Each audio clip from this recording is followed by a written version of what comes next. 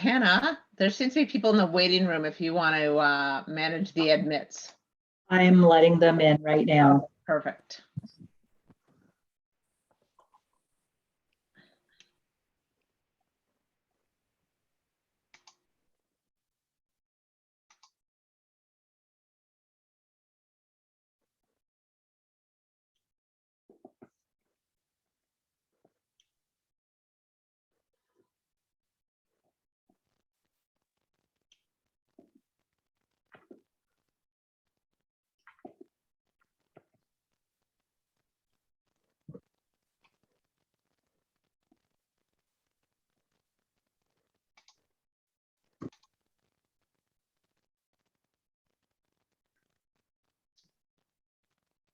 Well, good afternoon, everybody. I am going to get started. I am so delighted to welcome you to this great meeting where we're going to give you an update on the York Region Mental Health and Addiction Crisis Hub.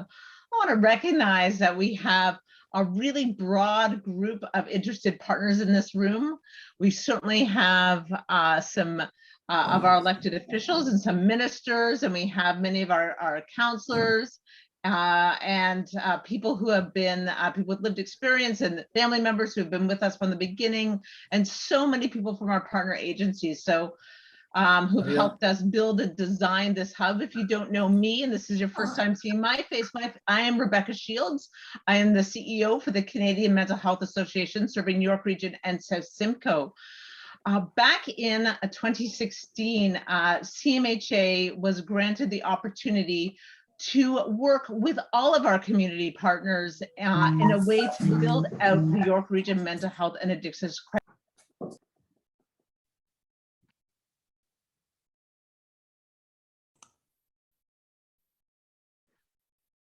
The role of this hub is, of course, to support people who are experiencing a mental health or addiction crisis, to be stabilized, to receive excellent care, but also to get connected to community. And we, oh my gosh, Siri's talking to me. So we're here with all of you and all of our partners who've been working on this since 2016 to come together to share where we're at today and where we're going in the future. We have, I think you've seen the agenda, so we have a great number of speakers and they'll introduce themselves along the way. But what I wanted to do was just take 2 minutes just to level set, because I know we've got some people who've been with us from the beginning and some people who are new. So Hannah, if you want to stop sharing your screen, I'm going to remind people about what the purpose of this hub is. So I'm going to share my screen. All right. So the York Region Mental Health and Addiction Crisis Hub is really at its core a place where an individual, a family member can come where they are in distress or they need support, where they are going to get services that meet them where they're at, that are recovery focused, and ensure that they're connected to the right supports that they need. So whether they're entering the hub from walking in or a referral from primary care, or they're coming in from one of our partners, such as the police or the paramedics, or they're being referred to from one of our hospital partners or anyone, they're going to come in and they will be triaged with an intake and assessment. And this isn't just going to be the same thing as walking into emergency. This is going to be a very welcoming experience, one in which they're going to have access to somebody who can help them navigate the services at the hub. And there'll be some core services. So there will be 20 beds there to help people that are stabilizing from a mental health crisis, or maybe they have a substance use crisis that they need to stabilize from. We'll make sure that they have rapid access to substance use support, including some withdrawal management, some primary health care support, some access to psychiatry, but a range of providers. Now, this hub, of course, is for individuals who are 12 and up from their families, so we'll have some youth specialty in there as well as specialty for substance use. And we're not doing this alone. Again, we're partnering with all of our agencies, such as Addiction Services of Central Region, as well as York Support Services Network, Crosman, our hospital partners, Markham, Stouffville, Mackenzie, and of course, Southlake, which will be our closest. All of us are going to work together to ensure that people get the right care that they need, connected to ongoing community sports as they leave the hub. So that's ultra fast, but we're going to get into more details as we go along, and so that you understand where we're going. So it is my pleasure now to move into the next session, now that you know what the hub's about, hopefully, but you probably want more. We're going to start off with a small presentation from Gavin Wardell and Chuck Wethermere from Prevalence Solutions Group. Now, these folks were with us back in 2016, 2017, and 2018, where they did the data modeling to tell us how many people could we expect that would meet the criteria to come to the hub and not one of our hospital partners. So, so who do we expect? And of course, as you know, with the pandemic, we've had to really consider that. Whether or not the models that we used in 2018 are the same as today. So one of the first things we had to do over this past year was check our data modeling. So over to you, Prevalence Solutions Group, for the next report. And I just want to mention to people, sorry, I forgot a very important role. I'm going to stop sharing my screen. You're welcome to ask questions in the chat box at any time. We're going to save all of the questions for a Q&A period at the end. And we're going to go through as many questions as we can.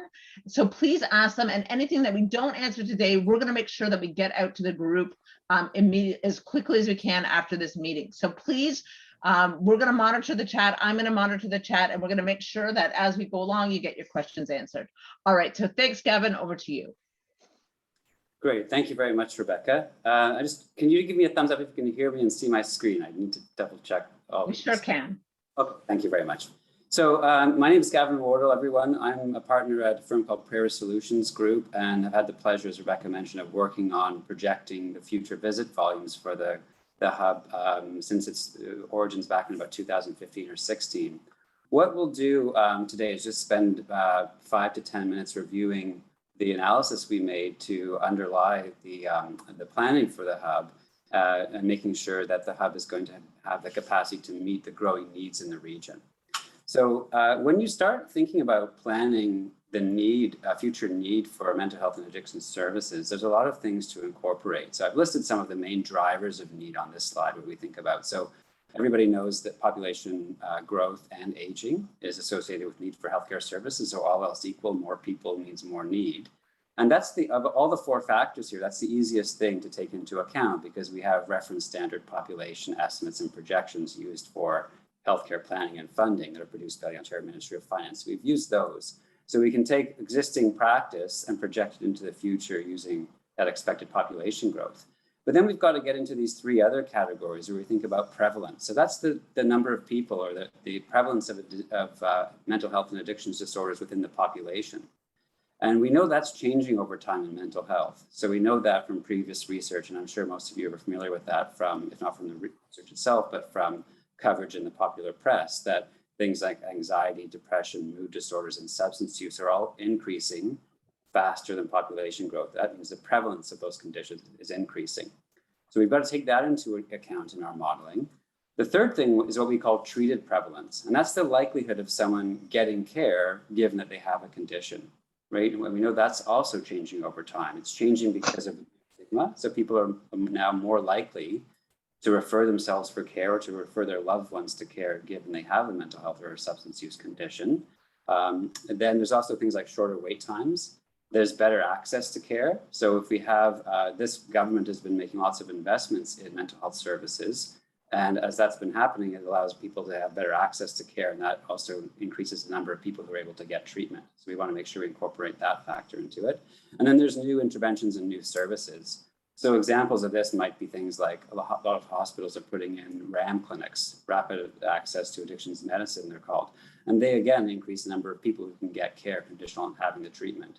So both the prevalence and the treated prevalence are increasing over time, which means that we have to add on to our estimates from just thinking about population growth and aging alone to make sure we account for that. And then there's lastly the role of the hub in the system. So you have all this need in the region, and what is the hub's role going to be in the system of care. And Rebecca described some of that, but it's obviously, summed up really quickly, it's a provider of crisis services, but also an optimizer of the services of others through making good connections and working with others. So we want to think about all of those things as we do our work.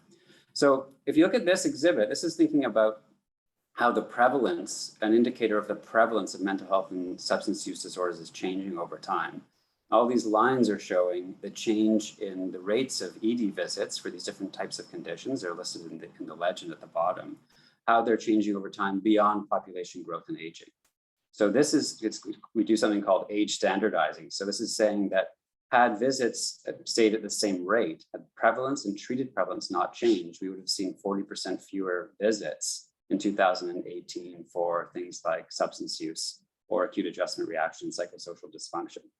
Put differently, a demographic-only forecast, where we just take into account population growth and aging from 2012 to 2018, would have underestimated the visits for those conditions, right? So we don't take these trends into account. We're at risk of underestimating the need for care. The next thing is to say, well, look, that's fine from the provincial perspective, but what have been visits? How have visits been changing at what I call the local partner hospitals for the hub?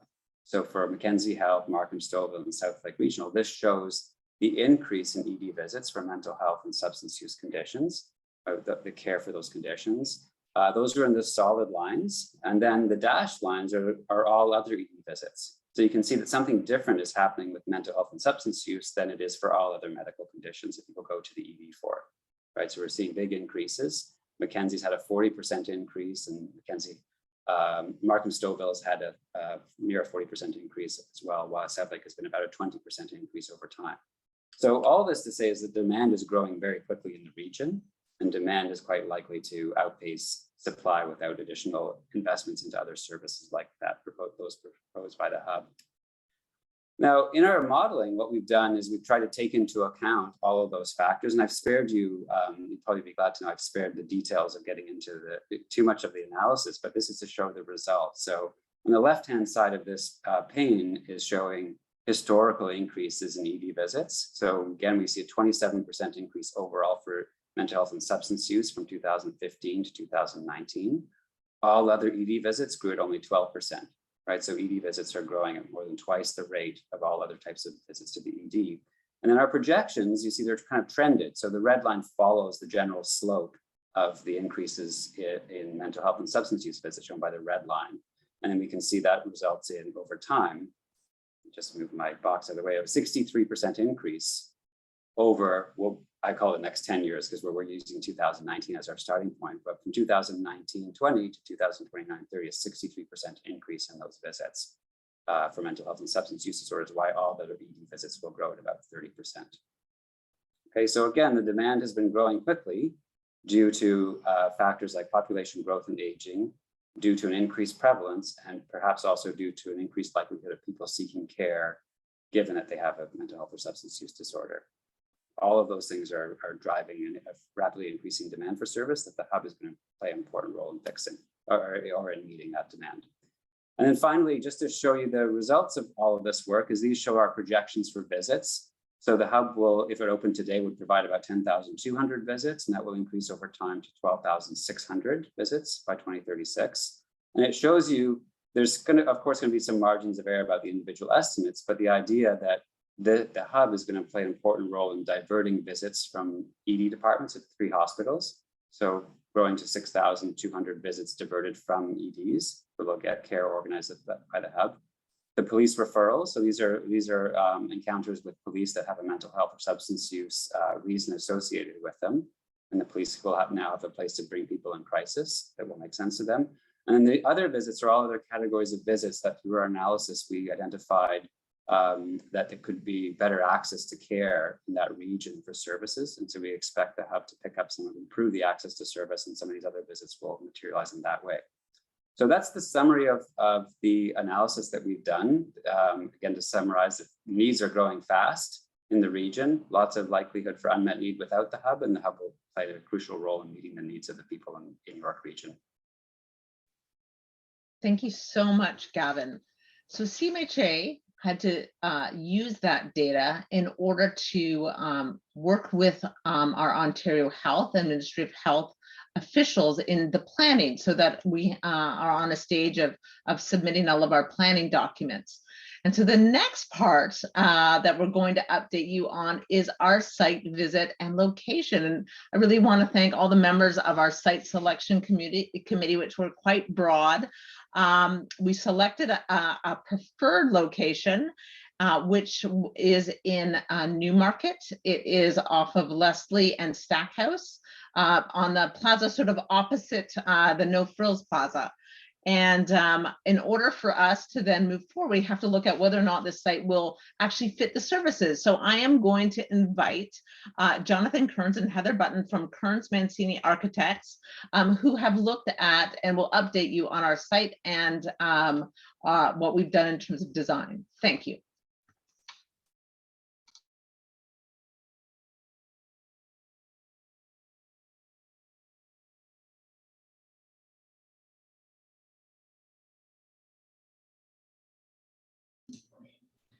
Hello, good afternoon. Thank you, Rebecca. Very nice to be here with you. We're very confident that this site has been chosen so carefully. It's a very good step towards already creating a hub that will be free of stigma, which is something we've focused on with a lot of our previous work over the past 28 years in mental health. And we're very happy to be able to bring our experience to bear on this project. I would like to introduce Heather Button, who will present the plans, and we can walk through the facilities as they currently stand. Just a little bit of background. Our team, including Crossy Engineering Limited, participated in the previous feasibility study for the previous site back in 2019. So we were really excited to be engaged again with the new site. And we've prepared an updated feasibility for the current site that's been proposed. So just a quick location map. This building has been proposed on Leslie Street, just north of the other site. It is a 3-story building. We have proposed some modifications to this building because it was meant to be an office. I'm going to zoom in on the plan, but Leslie Street is to your left. The actual building, we've said on the ground floor, we're taking over about 3/4 of the floor. And then the second floor of the 3-story building, we're taking over the entire floor. The main entrance for the building will be on the west side. Our walk-in and main entrance to our suite would be from the north. And we have proposed that the ambulance and police drop-off would be to the east side of the building. Also to the east is a water retention pond, so it does give some nice views and some places to walk around. These are the 2 floors. On the left is the ground floor, and on the right is the second floor. What we have proposed is that the crisis and stabilization beds, so the 20 beds that Rebecca mentioned earlier, which all have private washrooms, would be on the second floor and away from any of the entrances and exits. There are some staff admin support spaces, but they would have a separate door space, just to keep, to not be circulating around with all the crisis beds. What we've proposed on the left-hand side, so if you look at the ground floor, we've proposed a centralized open stair. So when you walk in, you can see the reception area, and they would have a view of the stair themselves. We've kept all of the triage and assessment sort of to the east side on your right, and we've kept all of the consultation spaces to the west on your left, with some admin and support spaces down towards the back. We've also created our own elevator space, so clients and staff don't have to share elevators with the rest of the program in the building. But we could use that elevator in case of an emergency if our elevator broke. That is off to the right, tucked in behind, but within view of offices and security. We've kept it as open and welcoming as possible with sight lines, but have also created some segregated waiting areas for people in crisis, who might need a little bit more privacy and quiet when they enter the facility. I'm not going to dwell on the plans for too long because this was a sort of test fit to make sure the program worked within the space of this building, and it does. So there will be lots of time to refine and review and make this space really engaging and welcoming for all of the users. I'm going to show you, we have some inspiration images about how welcoming we want the space and usability to be. We would like to see warmth in woods and materials and furniture as part of the spaces and a welcoming open space. Places where you could sit and relax would be comfortable.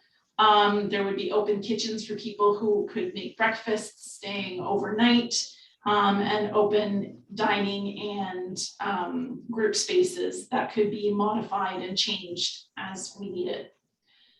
The client rooms themselves, we would love to see, benches for reading and, warm spaces and, artwork that reflects natural elements, calm, soothing spaces.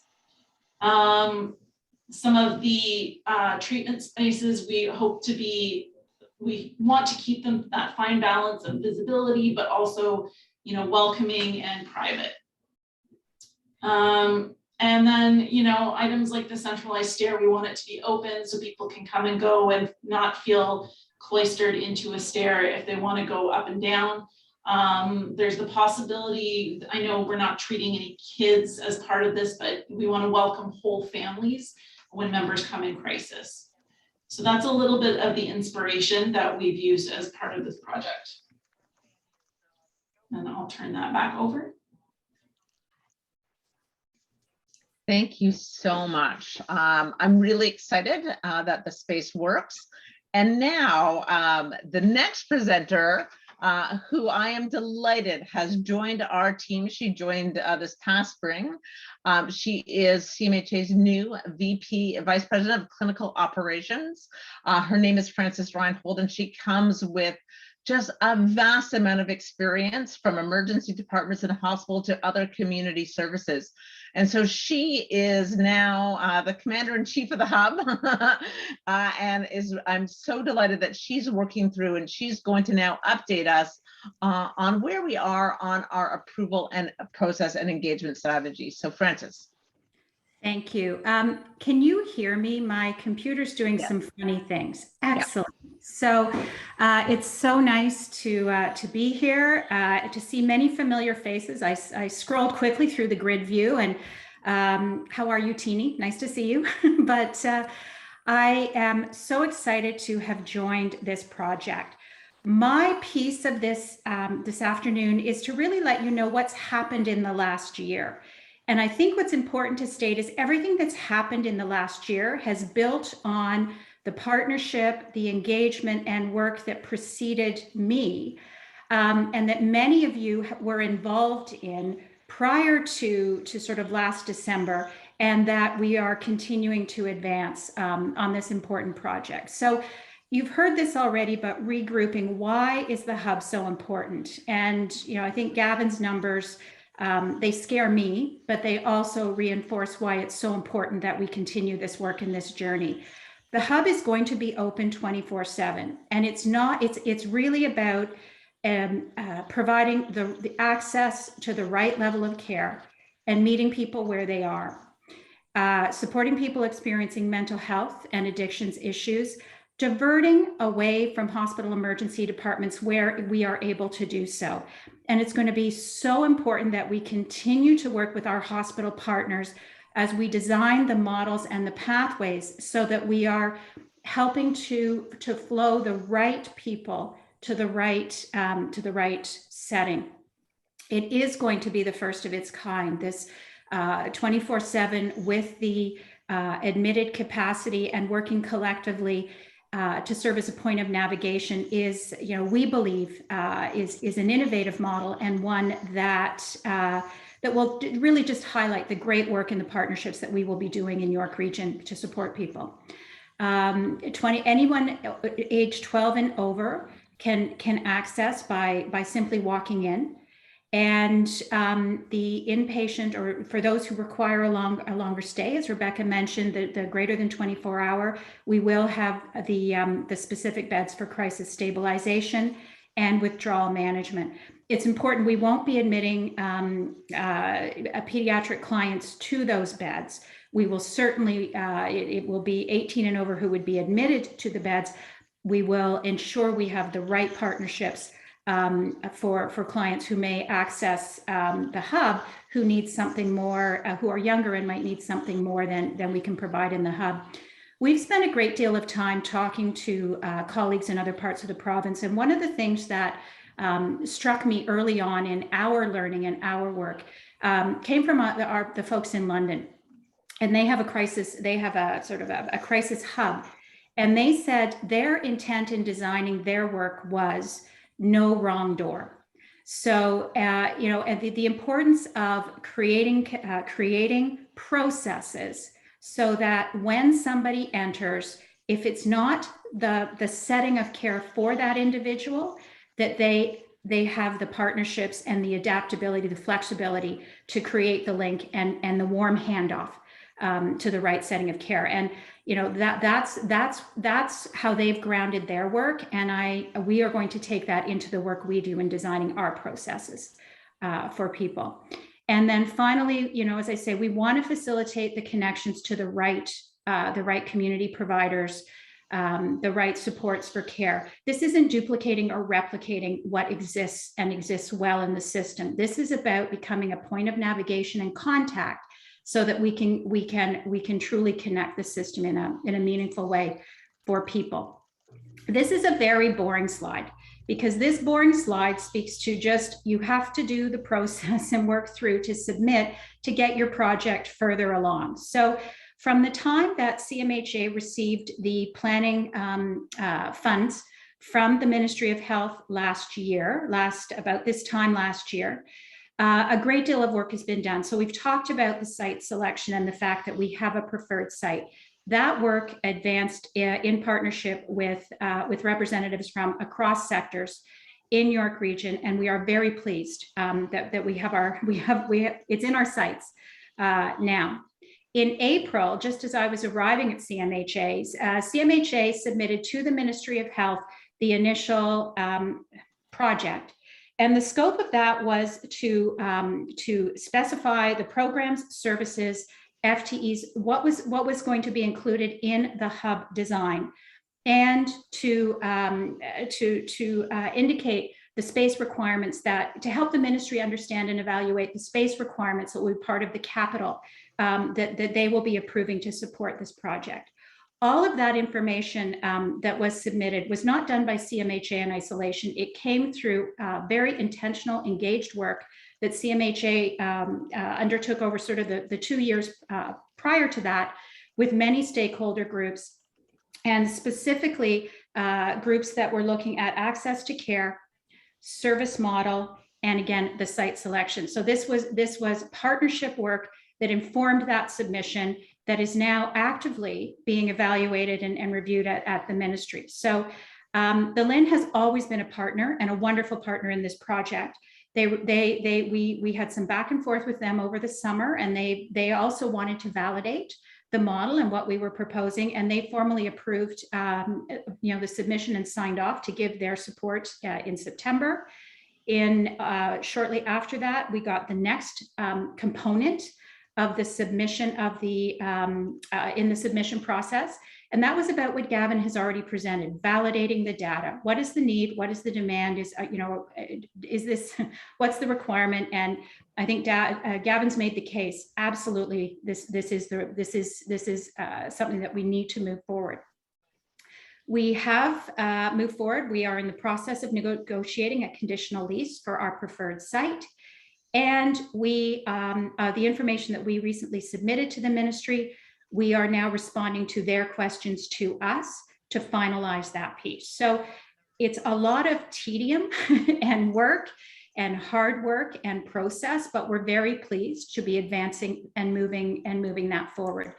And we are ready, I think, and poised to move ahead with the fun part, which is really going to be designing the program, the processes, the system, and doing that in partnership with many of you who are on the call. So this is a governance structure that will lead us through the next period of time to the point that we get the approval for the project, and then we move through the formal project implementation and development of this exciting future. So our board, CMHA Board of Directors, has oversight and governance for the project, and have established a board governance committee, a CMHA board governance committee that will also include some community stakeholders and will be constituted in January. We will have a project steering committee. That will be a group that will have senior representatives from a number of stakeholder organizations across the continuum in York Region. Some of you may be on the call now. And we will also then have the specific operational work groups that build out the model of care, working with police, working with paramedics and hospitals. How are we going to design the processes of care in terms of access and referral? How are we going to create the service delivery model and the transitions? And the site selection work, we will advance into a capital planning or a capital project group that will help us with. Heather spoke to the fact that we've test fit the site. It's a test fit. As we start to get into the specificity of the design and what does that look like, we know and will require support and assistance from all of our stakeholders in terms of ensuring that we are designing something that meets our needs, that allows us to provide excellent care, and that will grow with us into the future.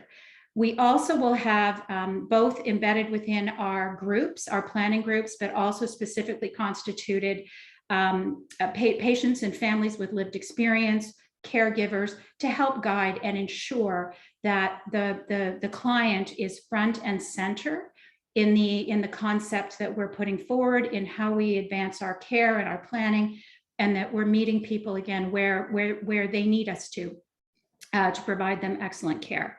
And of course, there will be a capital campaign, and that group will be established and support making sure that we can really create something that meets our vision. And it is a lofty. We know it's a lofty vision, but it's absolutely achievable in the months ahead. So next steps, again, we are going to be specifying the membership and the schedules for the working groups and the tables. We will be constituting those early in the new year and advancing that work.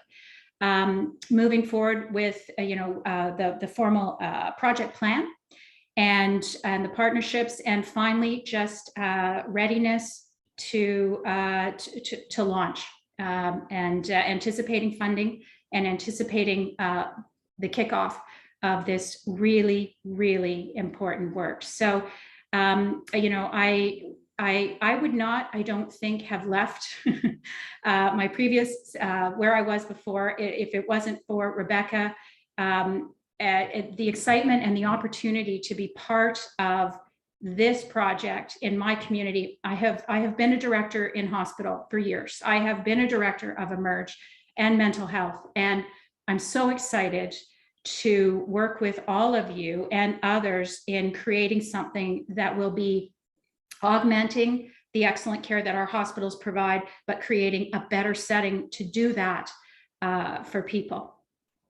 And with that, Rebecca, I will hand back over to you. Thank you so much, Frances. I share your enthusiasm. Again, if you have questions, put them in the chat box, or just wait, and we'll be doing a question and answer period at the end.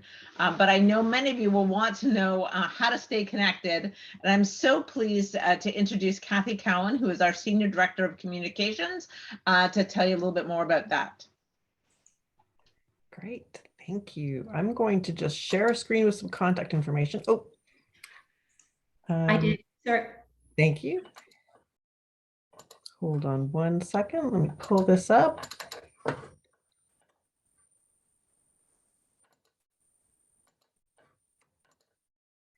Okay.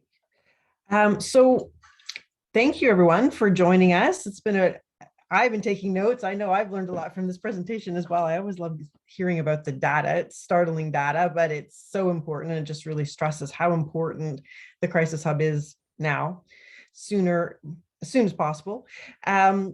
Before we go into the Q&A, so as Rebecca mentioned, there are several ways to connect with us. Of course, always feel free to contact us directly. We also have a page on our website. So I've listed the site here. It's just on the About Us page. And we have a whole page that's dedicated to the hub. At the bottom, there is a form to fill in to follow, to subscribe to our newsletter when we launch it next year. So we encourage everyone to please go and subscribe to our newsletter. We will also be sharing, as Rebecca mentioned earlier, updates from this conversation if we don't get to all of the questions, because we are very cognizant of the time and we appreciate the time that you're giving us. We don't want to go over, but if we don't get to any of the questions that are in the chat, we will be doing a recap of the questions and the information and sending that out next month so that everyone will have access to that information as well. But if in the meantime you have questions, please feel free to contact us directly, or also there is this email address, mhacrisishub@cmha.yr.on.ca, and feel free to email us at any time, and one of us will get back to you promptly with whatever information we can provide to help you or answer your questions. And so with that, we're going to go into the Q&A. So if you have questions, please put them into the chat, and Rebecca and I are going to go through them and find answers to the questions for you. Again, if we don't have time to get to all of them, we will be providing answers after the call. So thank you very much, everyone, for joining us. Now we're going to go into the Q&A. Great. And the first question is from Valerie. She said, will adolescents who need inpatient treatment be then sent to hospital? Francis, this is to you. Yeah, so we will not have the capacity to admit pediatric clients. We will absolutely be working in partnership. South Lake is our closest hospital. We will have robust services to support children and family, but in the event that the issue a child has is acute enough to require inpatient, yes, we will work with South Lake around a transfer. Thank you. Gavin, this next one's from you, from Gwyneth. With the data that was shared in the first presentation, did any of the data include eating disorder patients, or is that kept separate in data for all three hospitals? It's been such a huge issue through the pandemic for youth, so was wondering. Yes, thanks for the question. So the eating disorder visits are classified under mental health unless their main problem is more medical. So we did capture many of those visits. They will form a small proportion of the overall visits, even though it's a very important issue. The number of visits is low relative to other mental health and substance use disorder visits. And of course, everyone below the age of 12 was excluded as Thank you. Oh, well, thank you. Penny from Addiction Services of Central Region. You know, she's been walking with us through this from the beginning. So right back at you. Thank you for your leadership as well, Penny. This really is a collective effort. Other questions that people might have? How will we be able to work with OHTs? That's a really great question. I think I will take that one. And Francis, feel free to add on.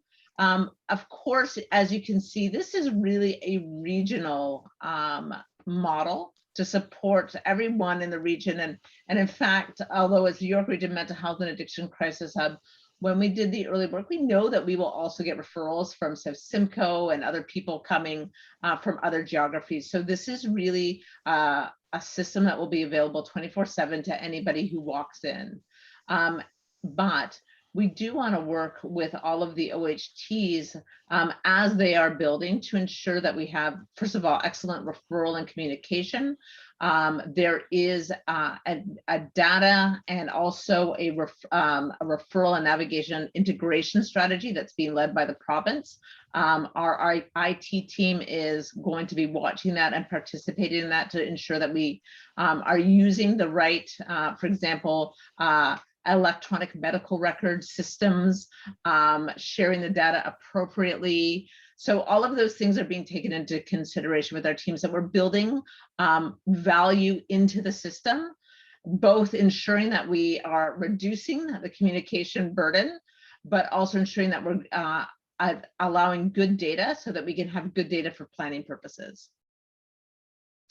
So the next question is from Josh. Great work, everyone. Do you anticipate the hub being able to move towards in-home visits eventually? Francis, do you want to? I love this question. I absolutely love it. So, you know, when we think about the role of the hub in navigation, what we would like to ensure, so we at CMHA have services that support people in, you know, in their home, in their community, and as do many other partner community organizations.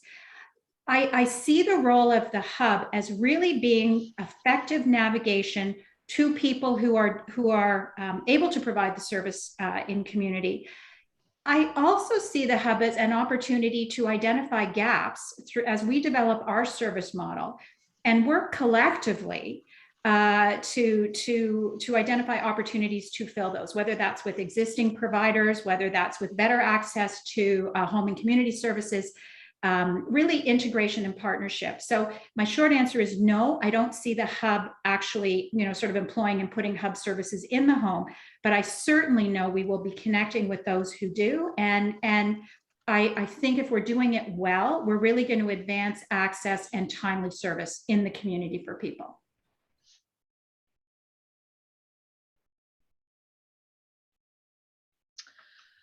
Mayor Taylor is asking, thank you everyone for your passion and hard work. This hub is greatly needed and will be a cornerstone of mental health. This has been a long journey, but an important journey. Thank you, Mayor Taylor. I saw other folks here, and I know all of you, OYC Councillor Woodhouse turned on his camera, and other folks I've seen. Wayne Emerson is here, I guess his worship Wayne Emerson, excuse me. I really appreciate all the support that we've had from our elected officials. This really, you know, I have to say that CMHA was not the first inspiration of this.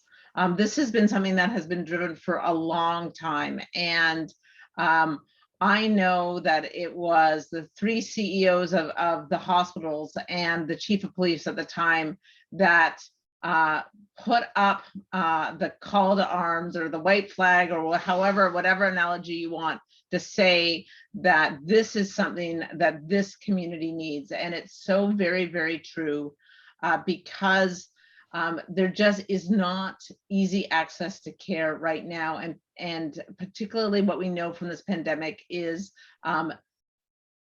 once a pandemic, hopefully as it becomes endemic, there is a growing need that is not being serviced, and we do anticipate a high degree of need coming after the pandemic. So thank you, Mayor Taylor, for your question and for your support. I know we'll be leaning on you further as we learn how to do this together. Again, thank you, MPP Logan. Another question for Gwyneth, will be there any connection with some of our Indigenous communities so they are fully supported? Maybe I'll just start with that and finish that on. CMHA is a very grateful partner to the Barrie Area Native Advisory Circle, which is has both Indigenous services as well as primary care services, as well as other Indigenous Métis and other community organizations. So we are working in consultation and in partnership. We have many ideas about how we will provide culturally competent and culturally safe services. So you saw on the slide, there's a little something that said Affinity Groups on the slide around our partnerships. And what that actually means to us is our Affinity Groups are groups that learn about cultures or reflect cultures. So our top 5 language communities, such as the Chinese speaking community, Farsi speaking community, Italian speaking community, Tamil, Russian speaking community, as well as the 2S LGBTQ community. We also have one for the new Urdu speaking community. And we are working with the Welcome Center. So there's a cultural as well as a people with lived experience group. So there are many ways that we are including Indigenous that we are working to bring those voices into the design and the model. MPP Kapanathi is saying, how's the hub going to deliver services to the southeast part of York region? Big wait list to those services. So Francis, do you want to take that one? Certainly the hub is going to be in the geography that it is, but we know that we will have people accessing who live across York region, which is why the connections and the ability to have pathways and warm handoffs back to the right organizations in the local communities will be so important to us. We will be working just as closely with our partners in the Southeast as we will with those immediately in Newmarket to design out the care.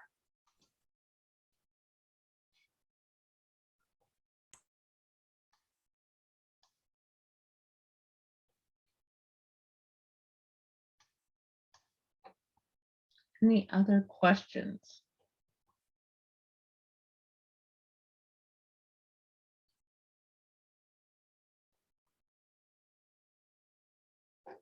I told him I'm supposed to pause and then pause again.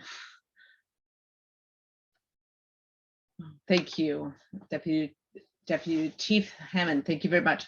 So, I know it's a busy time of year. This is our sort of an annual update. There will be much more coming from us in the future. So we will send around a link as well through our list to sign up for the newsletter, and we'll use MailChimp so people can subscribe or unsubscribe, and you're welcome to share it. But we want to keep you updated, make sure that there'll be lots of ways to participate as you're able, and I'm certain that we'll be tapping on the expertise across this group as well.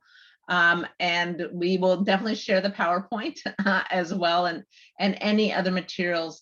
I really want to thank you all for taking your time and your interest in this project. Again, CMHA is leading on behalf of the community, which we're very humbled and proud to be able to do.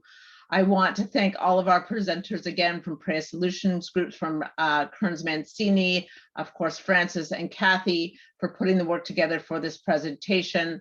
I want to wish all of you a very happy, wonderful, joyous, and restful holiday. Please stay safe, and please look forward to more information coming from us in the new year. So thank you very much.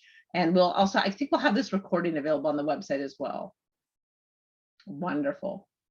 And for everyone I butchered their names, I really apologize. All right. Thank you, everybody. Have a wonderful day. Thank you. Thank you, everyone.